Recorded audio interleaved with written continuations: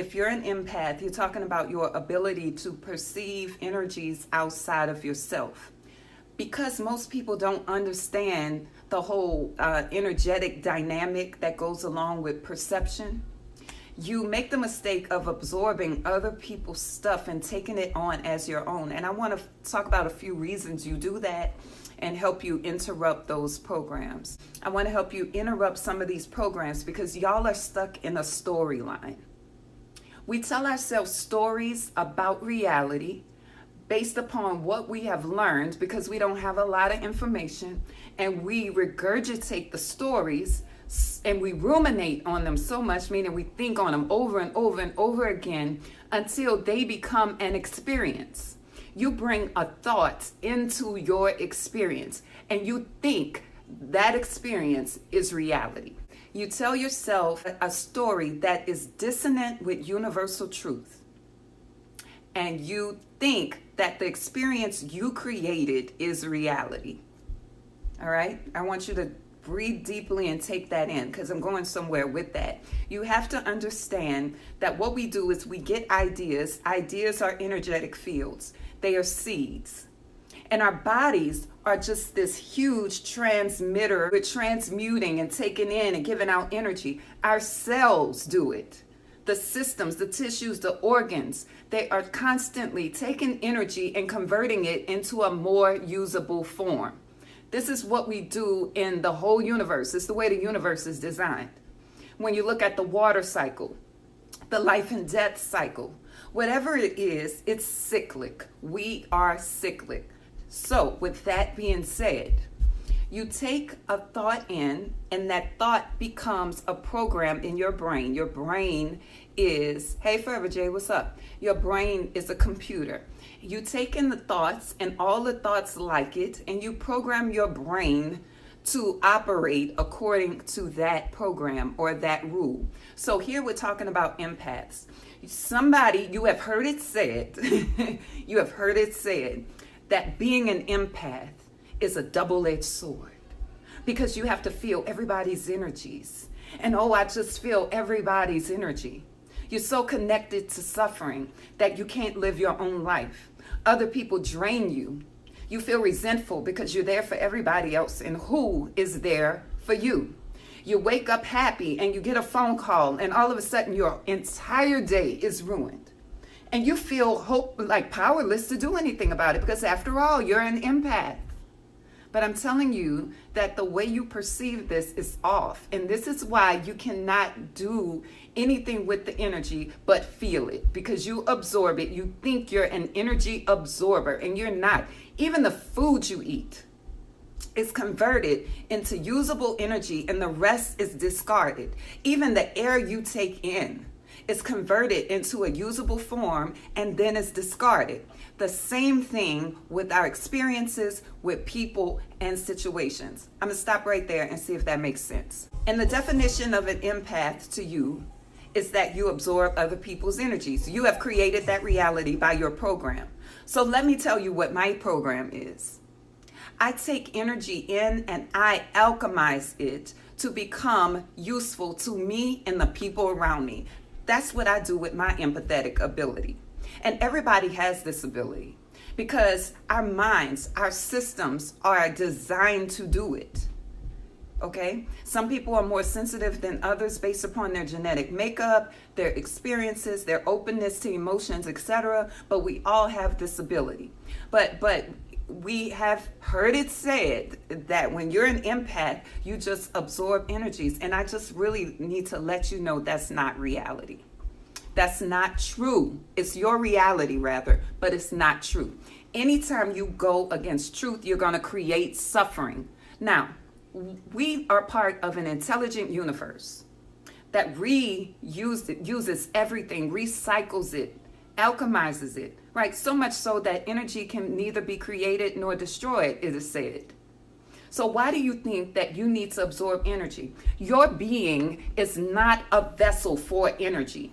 You're not a vessel like a vase, okay? You're something more like a hose, okay? Energy goes in, energy flows out, and if you connect the hose, then we have beautiful energy, a beautiful circuit that gives life.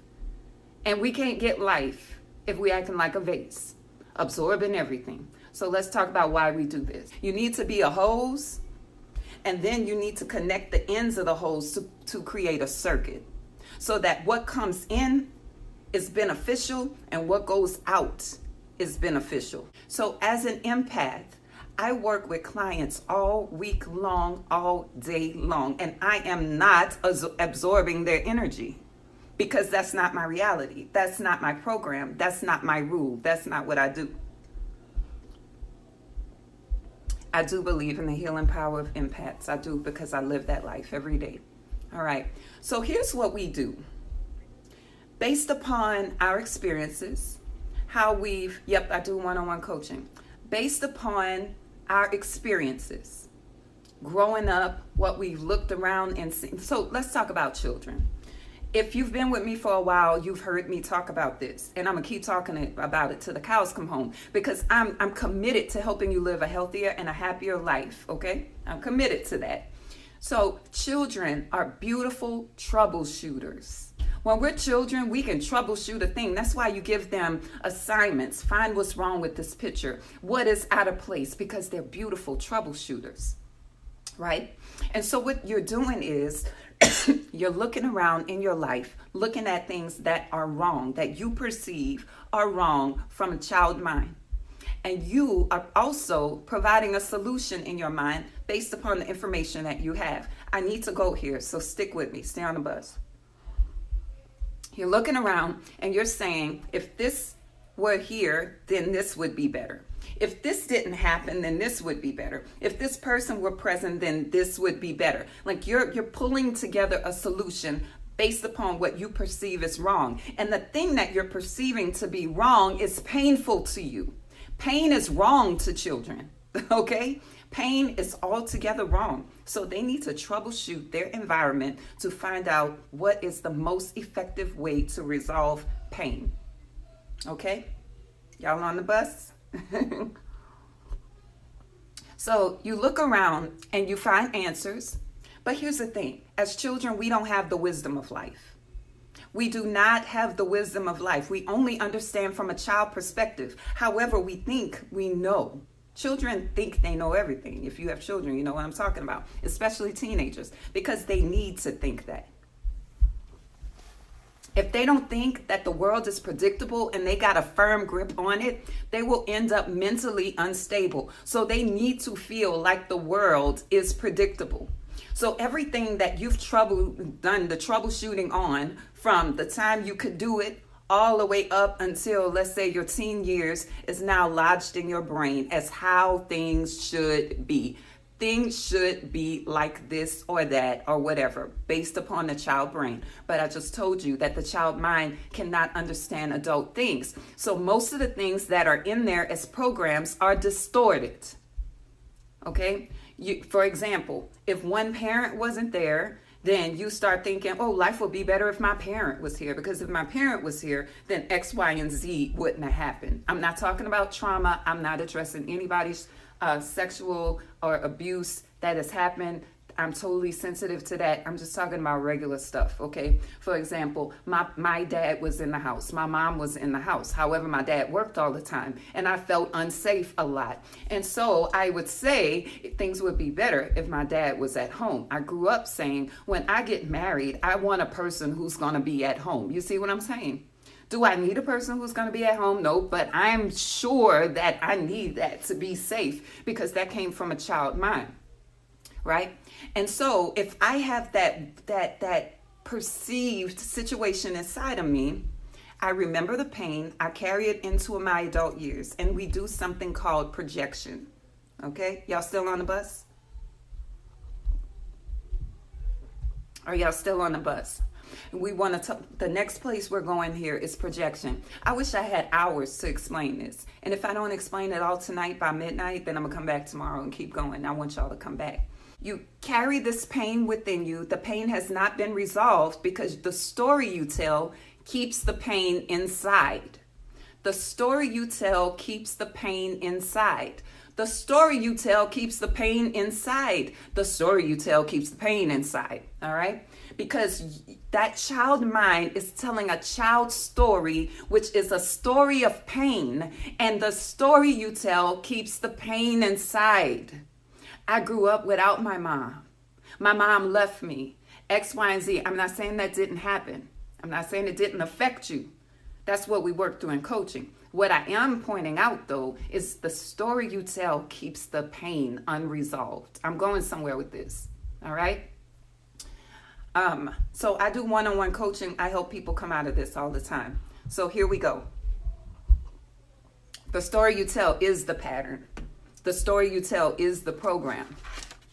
The words that you think when you tell the story, those support and keep the story alive, keep the neural circuit active, so it keeps the pain active. You have this unresolved pain in you. Now imagine all the situations that have happened in your life, all the unresolved pain inside of you is still there. Your 5-year-old self is still there with unresolved pain. Your 6-year-old, 7-year-old, 7.5-year-old, 10-year-old. If you get where I'm going, you got all this unresolved pain in your system. I'm going somewhere. Okay? I'm taking you. Hold my hand. All right. I got the juice. I do. I got the juice. Okay. I got ADD too. So I don't want to get too off track. So all of the pain is inside and you don't want to feel the pain. So the unresolved child inside of you goes, I wouldn't ever want anybody to feel like this. Children tell everything from their own perspective. For example, on my birthday, my daughter wanted to buy me a Barbie doll. She said, Mom would really like a Barbie doll, so I want to buy it. Who really wanted a Barbie doll? Me or her? The children think that everybody thinks the way they do. It's called projection. You grow up with the unresolved child inside of you projecting onto the environment how you think other people feel and how you wouldn't want them to experience it either. I'm going somewhere. Does this make sense? I could have never dreamed up wanting a Barbie doll for my birthday at this age.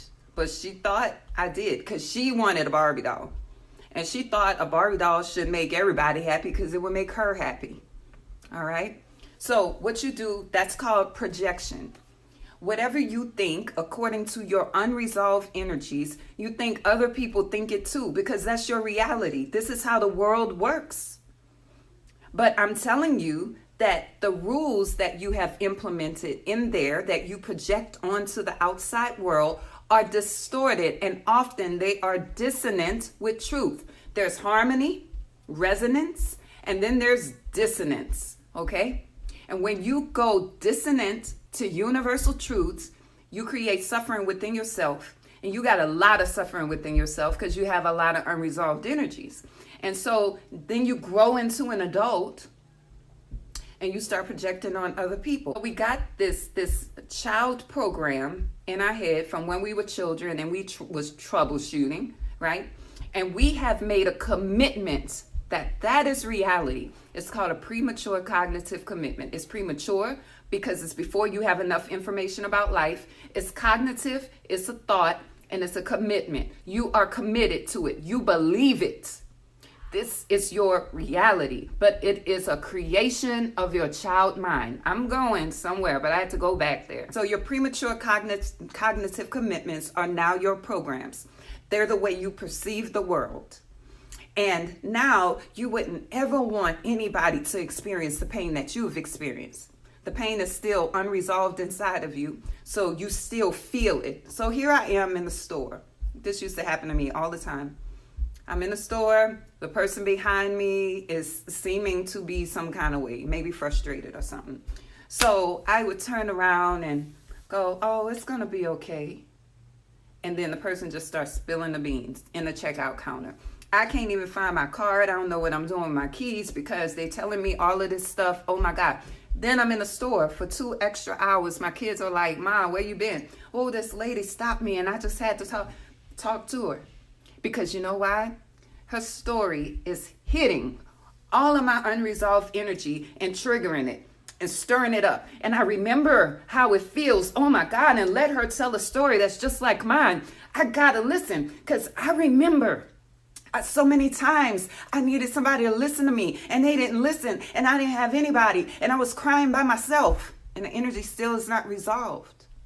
So you want to help somebody else, right? By listening. But this person is venting. There's a difference between venting for healing and venting to let off some of the steam so you can live the rest of your life. When a person begins to vent to you and you don't know that they're venting and you don't create an emotional receptacle to hold the vent, you absorb. Are you with me? You don't know that they're venting. You think that you need to help because you remember how it felt. Remember, it's stirring up your pain, your stuff. And so now they're dumping. They don't even want help. They just want to get some of this out of their system, get the edge off so they can continue doing what they're doing. So now you're in the store. You've been in the store 3 hours. This person is crying. You have given them tissue. You've offered them the scripture. You've prayed with them and they go on and they get right back in their own program again. But now you walked in the store happy and you leaving some kind of way. Now you got to go to your children and finish life. But you are drained because you were not expecting that. It's like, have you ever cooked rice and the fire was too high and the top was on the pot and it bubbled over? It will push the lid off the pot to get that excess energy off. And then when the excess is off, it'll simmer back down again. This is what y'all are allowing people to do to you. I got to stop right there. I'll come back tomorrow and talk about the rest because there's some other things like codependency, shame, blame, thoughts of retribution, bitterness, resentment. All of these things are your projections onto your environment that will cause you to absorb stuff. Some people have a need to please. Some people don't have a firm identity. Some people are looking for external validation. And we're calling all of this because I am an empath. And this is not the case. Emotional healing is the successful resolution of past energies that keep you stuck in doing things you don't want to do in the present. That's what emotional healing is. That's what we do in one-on-one coaching. You can find me at veronicamarie.com, sign up for a one-on-one coaching session. But what can you do, right? If you find yourself absorbing, number one, the truth is you are not an energy absorption system. That's not what you are. Okay? Thank you, Fazila. Fazila is one of my clients. You are not an energy absorption system. You got to remember that. So stop walking around saying, oh, I just absorb other people's energies. You don't have to. Next, what is this triggering inside of me? Because when you squeeze toothpaste comes out. Not apple juice. Why? Because toothpaste is in. So when you get around a person and you start feeling their energy, their negative energy, and you start connecting to their suffering in some kind of way, it's because you have a like program inside of you. People are reflectors. They're reflecting the energies that we can't see or know. For example, I might have a booger on my nose, and I don't know until I look at something that's going to reflect my image. Or somebody else tells me, hey, you got a booger on your nose. All right. I don't know what y'all call boogers, but in New Orleans, it's called a booger, you know, the crust that comes from your nose, that. So you only know if you look in a mirror or if somebody else tells you. You need someone to reflect reality to you. Right. So in these situations, these people are coming to you, helping you to see what's in your subconscious. And if you know that, then you can pick it out right away. Don't laugh, y'all. No, snot's snot. Like a booger is dried up snot. A little piece, though. I don't know why y'all make me act like this. So the people are your reflection. They're letting you know what's in your subconscious. And see, I know when people are in front of me voicing things, I'm listening. Because I know that they're reflecting what's going on in my subconscious. Now, you might say, oh, no, I'm not like that. I don't do that. I ain't nothing like them. Yes, you are. You don't know it because it's subconscious. It's beneath your consciousness. But I'm giving you a universal truth so that you can see it and stop absorbing. What is it stirring up in me? What in me is unresolved? It's unresolved because you're still experiencing a negative emotion. Can you do a video on my skincare routine? I sure can. I am an Herbalife distributor, so I use their whole skincare line. And you can go on my website and click shop and just go and click that. And that's what I use. I have the cleanser, the spray toner, the under eye cream, and there's a gel for at night. There's a line reducer for here, and then the day and night cream. It's Herbalife. And I drink lots of water. All I drink is water.